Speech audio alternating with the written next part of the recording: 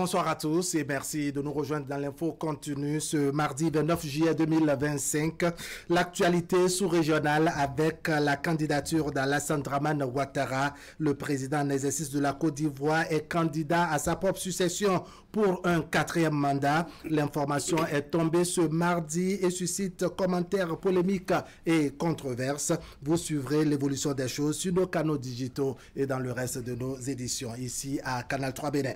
Sur le plan national, on parle ce soir de cette rencontre entre Patrice Talon et la jeunesse béninoise. Le président de la République a pu échanger avec la génération des différentes couches de la société et de la classe politique béninoise, les besoins et les attentes de la jeunesse, la pertinence des réformes et leurs impacts sur les populations et les articulations controversées des codes électoraux étaient à l'ordre du jour des discussions arrosées à la fin par un déjeuner boudé, sinon boycotté par une partie de la délégation de la jeunesse de l'opposition. Eh bien, dans l'info continue ce soir, on table sur ces échanges entre Patrice Talon et les jeunes avec un décryptage sur le contexte, le timing et l'image que cela renvoie dans l'opinion. En plateau ce soir, Armand Videgla et Kazmi Pedjo, tous deux journalistes. Armand Videgla, bonsoir. Bonsoir Wahab, bonsoir à tous. Bienvenue sur le plateau de l'Info. Merci. Kazmi Pedjo. Bonsoir Wahab. Bonsoir, bienvenue. Allez, votre première réaction à la suite de cette rencontre entre Patrice Talon et les jeunes du Bénin? C'est dans l'agenda du chef de l'État, certainement, je ne suis pas dans le secret de Dieu, de rencontrer donc un certain nombre de personnes, de figures, et parmi ces figures, la jeunesse, certainement, mais la jeunesse un peu sélectionnée, le chef de l'État a été un peu sélectif. C'est la jeunesse au sein des formations politiques qu'on a vu, parce qu'il faut préciser. C'est vrai, on a vu quelques 2 ou 3 influenceurs des réseaux sociaux, mais n'empêche, c'est les partis politiques. On l'a vu par ici, rencontrer donc les élus, et aujourd'hui c'est donc la jeunesse. C'est certainement pour faire ses adieux. Je n'aime pas trop ce mot-là. Dire au revoir, c'est plus une souple, façon pour lui de dire, non? Je suis en train de marquer une transition. Ce ne serait pas sans transition. On aura le temps de se voir dans d'autres formats, dans d'autres circonstances. Mais ici, pour le moment, je reste et je demande d'abord le président de la République. Et j'ai envie d'échanger un peu avec vous. Durant 10 ans, durant 9 ans, je n'ai pas eu la chance donc d'échanger avec vous. Eh bien, voici l'occasion. Je vous ouvre donc les portes de la présidence. La maison commune à nous tous. Venez, on va échanger un peu. Donc, je crois que c'est un exercice hautement diplomatique, mais aussi politique que le chef de l'État a voulu faire. Armand Videgla, vous voyez les choses comment? Cette rencontre Patrice Talon et la jeunesse béninoise. On dirait enfin. Et on dirait mieux vaut tard que jamais. C'était attendu avec tant d'impatience, c'est ça? Tout à fait, parce que on aurait souhaité que le chef de l'État rencontre de façon périodique et très souvent les jeunes. Quand on sait que nous avons, quand vous voyez cette masse-là de 18 ou de 16 à 35 ans, je crois, selon quelques statistiques, près de 60% de notre population. Et on devrait, ou plus, et on devrait normalement, à chaque fois, discuter avec elle, parce qu'elle a assez de problèmes, surtout les problèmes d'emploi ou les problèmes d'employabilité. Et si c'est venu actuellement, je crois qu'on peut pousser un ouf de soulagement. Et comme Kazmi le dit, c'est le timing, c'est ça? Oui, le timing, mais il faut dire que il a, avant ça, il a rencontré le patronat. Oui. En plus des élus, il a rencontré le patronat. Oui. Et c'est vrai que ça doit être sûrement sur son agenda, et c'est peut-être que après-demain ou vendredi ou on ne sait pas quand, il peut y avoir d'autres rencontres avec d'autres personnes, parce qu'il y a d'autres couches. De la société. Il y a par exemple les artisans, il y a par exemple les artistes, il y a en tout cas, il y a même les journalistes. Oui, pourquoi pas, faut pas qu'on s'oublie. Voilà, les médias dans leur entièreté. Oui. Bon, et puis il y a il y a les femmes et tout ça. Parce que les handicapés. Parce que nous avons les marchés. Oui. On a les marchés, il y a les femmes et tout ça. Et donc, c'est quand même bien. Mais c'est aussi une leçon. Une leçon pour Quelle nous. leçon tirez-vous? Oui, moi, c'était une leçon parce que le chef d'État a fait un agencement. Et ça a été quand même très bien fait pour moi, ça a été très bien fait, que ce soit les jeunes issus de l'opposition et les jeunes de la majorité. D'accord. Et il pourrait aller juste avec les jeunes et les activistes de sa majorité qui lui font les yeux doux, qui sont des laudateurs à gauche et à droite.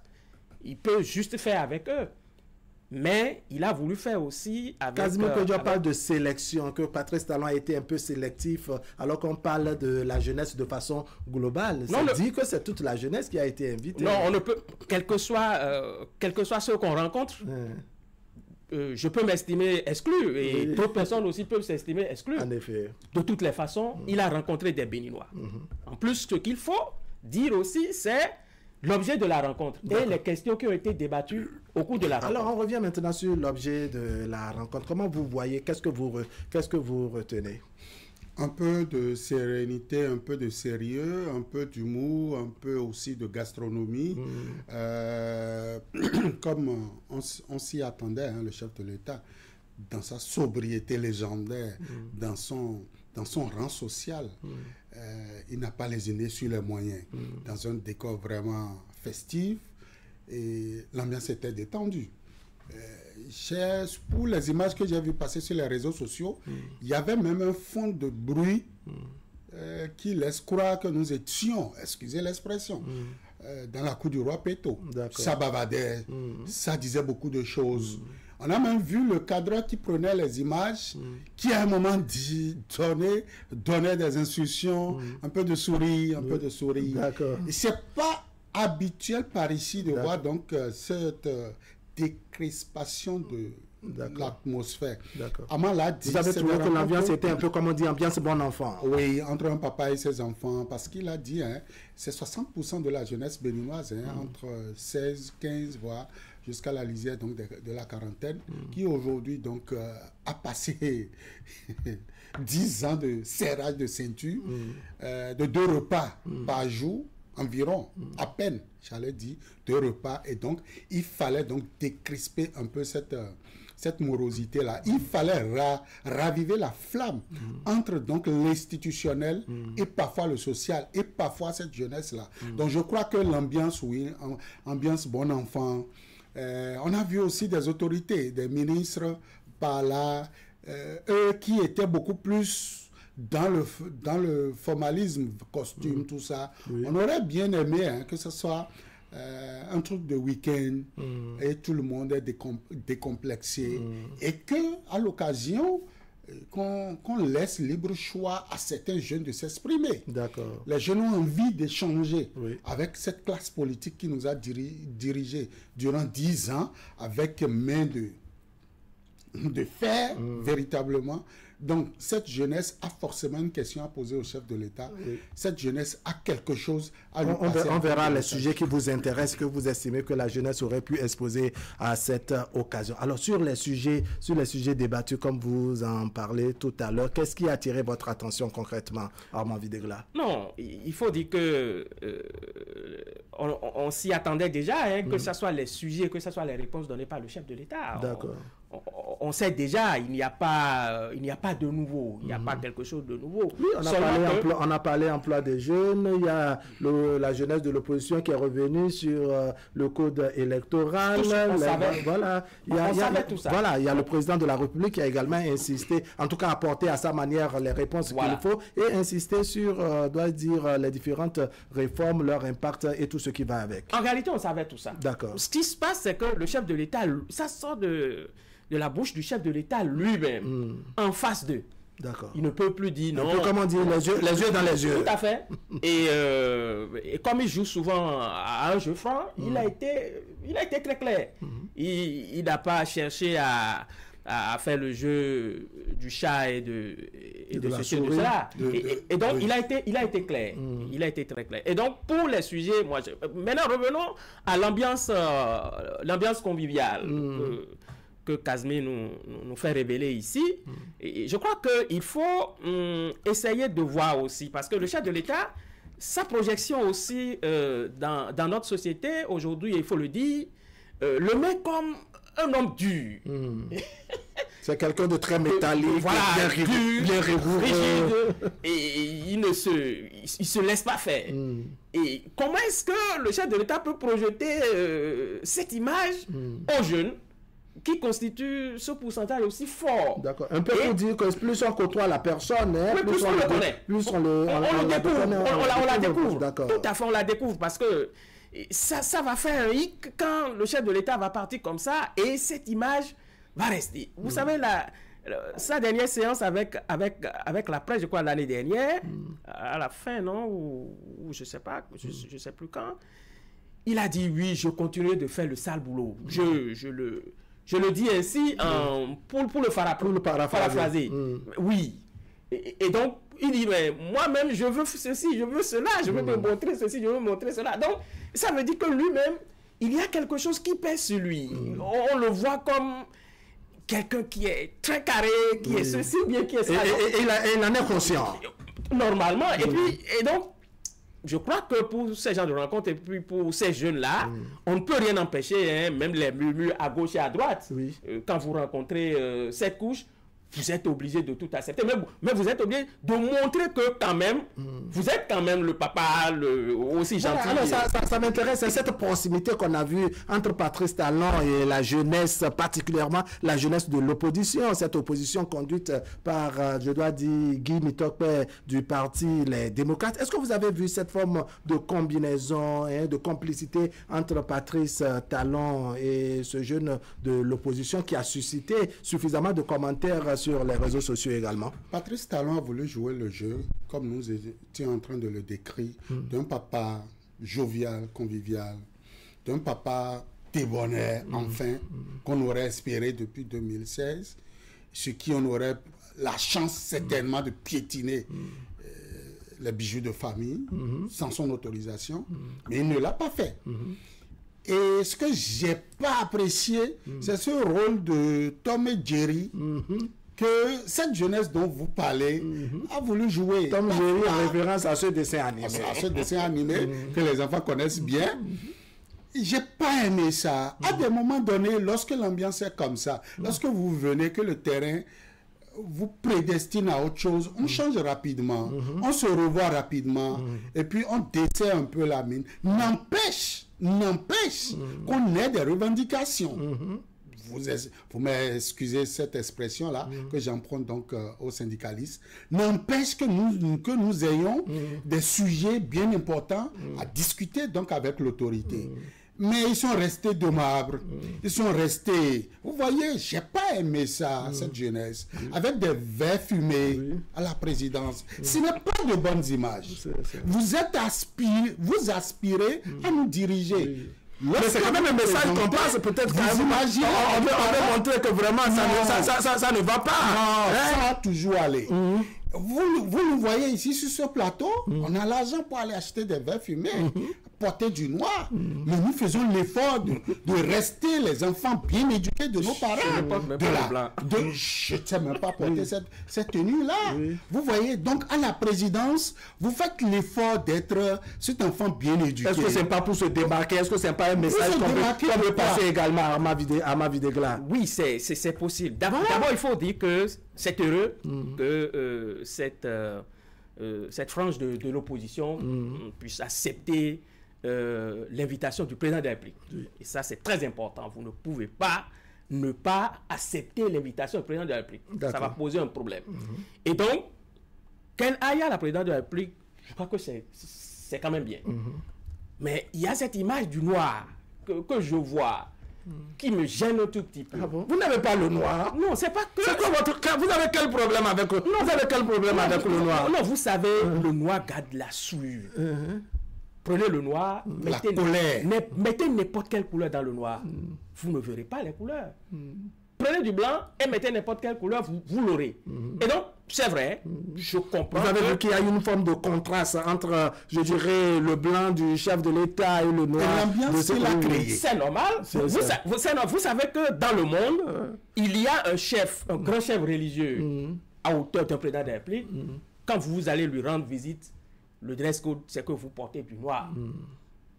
Et lui, il est en blanc. C'est ça. Ceux qui savent le savent. Et pourquoi? Ça a une signification. Vous savez, la présidence de la République est un lieu de pouvoir et de grand pouvoir. Et c'est là où nous avons les grandes décisions. Et je crois que le président de la République peut être que informé aussi de ce que il y a du noir dans son palais. Aussi peut-être se révèle aussi avec son blanc. D'accord. Et juste pour dire voilà. J'ai envie de demander quelle note vous avez en commentaire composé au collège en ce temps. On vous voit vraiment nager en termes de commentaires composés. Alors ça, je voudrais qu'on revienne un peu sur le timing. On se demande pourquoi maintenant. Pourquoi c'est maintenant Patrice Talon choisit de rencontrer la jeunesse alors qu'il est presque à quelques mois de son départ du pouvoir. Je ne suis pas son porte-parole, mais je cours le risque de répondre à votre question en disant on avait très au sérieux à régler par ici. Le pays, quand vous regardez le pays, il était bancal, il était penché vers l'océan, il était complètement immergé et il fallait redresser un certain nombre de choses.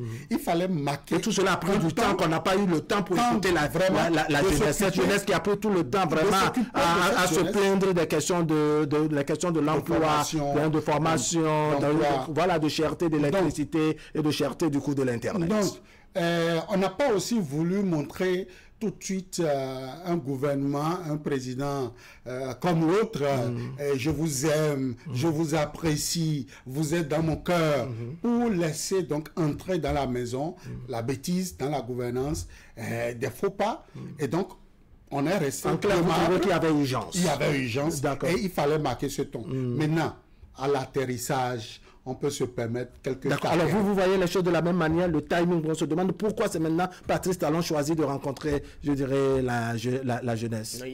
Il a son agenda. Mais avant d'aller là, on était dans le complexe du noir et du blanc. Oui. Ça vous intéresse vraiment? Ça m'intéresse parce qu'il y a quelques... Je crois que c'est en 2023, le chef de l'État a rencontré l'opposition. Les ténors de l'opposition, le président Yahi Boni et les autres ont porté du blanc. D'accord. Pour aller rencontrer le président de la République. D'accord. Et ont projeté ainsi une image dans l'opinion. Et quand vous constatez que certaines personnes d'un certain âge de notre pays, pour leur sortie, sont toujours en blanc. Mais qu'est-ce que ces jeunes ont fait? Qu'est-ce qu'ils ont fait pour qu'on leur porte ce poids du noir pour aller rencontrer le président de la République? D'accord. Ça me gêne de porter ce poids. Vous estimez que ce n'est pas ordinaire, que ça ne renvoie pas une bonne image? Pourquoi leurs aînés et leurs pères, présidents de leur parti politique, portent du blanc pour aller rencontrer le président de la République, discuter avec le président de la République, et eux, ils portent du noir pour aller. Encore qu'on sait que le président du parti de l'opposition, les démocrates, en référence donc à Boni Yahi, est en blanc un peu partout dans la sous-région, où il passe pour parler des questions. Je l'ai dit que les hommes politiques de certains âges de notre pays portent aujourd'hui du blanc. Et qu'est-ce que ces jeunes ont fait? Quel est ce poids que ces jeunes-là portent? Si c'est eux-mêmes qui ont décidé de marquer ce deuil, je suis sûr qu'ils en ont parlé à leur président ou à quelqu'un avant de sortir. Mais pourquoi on ne leur a pas dit ça? Ça ne gêne pas, ça ne gêne en rien. Parce que ça doit revenir dans l'analyse chez nous. D'accord. C'est parce que c'est dans l'analyse chez nous. Oui, qu'est-ce que vous vous permettez de faire ce commentaire?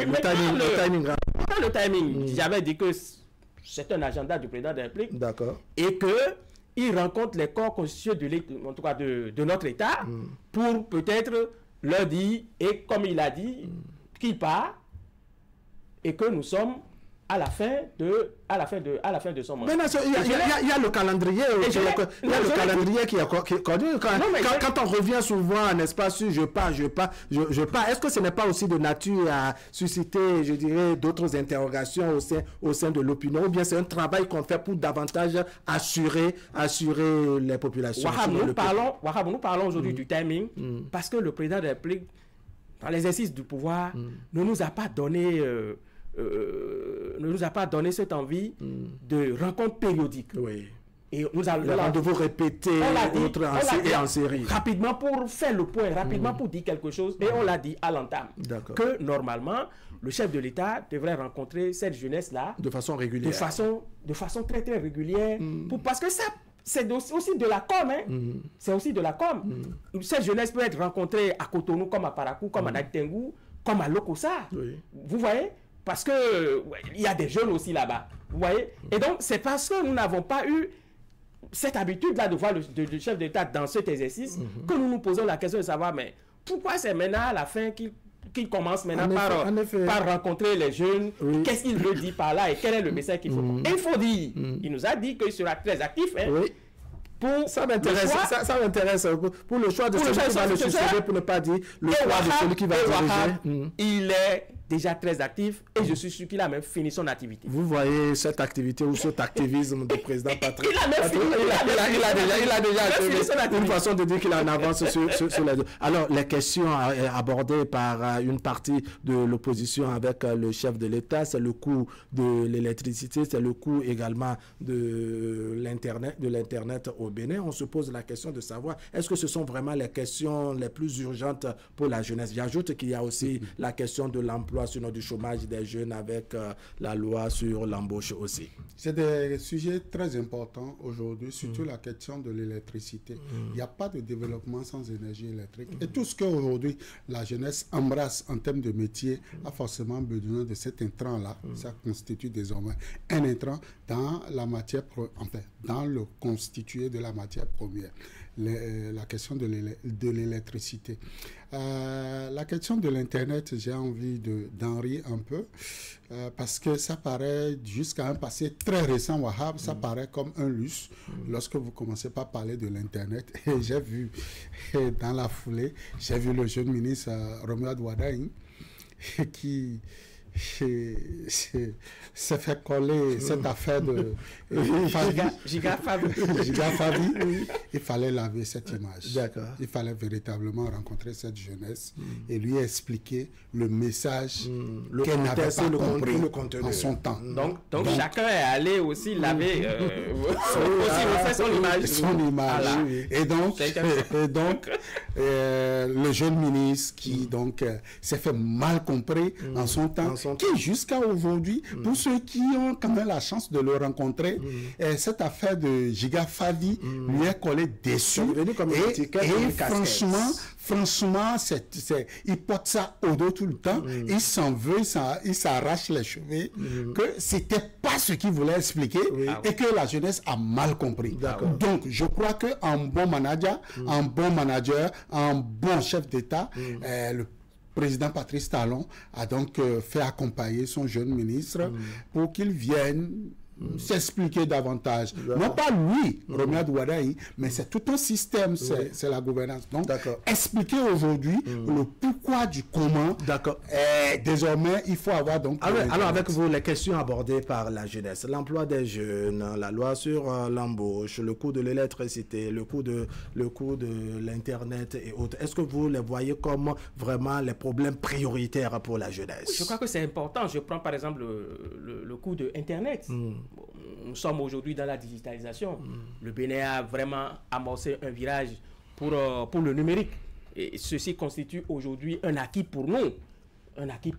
Et on doit même l'évaluer en 2036 ou en 2036 comme, oui je crois, ou en 2035. On doit l'évaluer en 2035 comme acquis. Comme acquis. Et donc, vous constatez que relâcher un tout petit peu à ce niveau, ça va faire quand même du bien. Et puis c'est aussi la création de l'emploi. Parce qu'aujourd'hui, nous devons projeter tous nos jeunes à là. Ah oui, bien sûr. Les startups et autres, les jeunes qui créent, les jeunes qui peuvent être en relation avec d'autres jeunes d'ailleurs, avec qui peut être même sur le marché de l'emploi, que ce soit aux États-Unis, au Japon et autres, mais pas le marché de l'emploi de l'autre côté de la cybercriminalité, mais le vrai marché de l'emploi.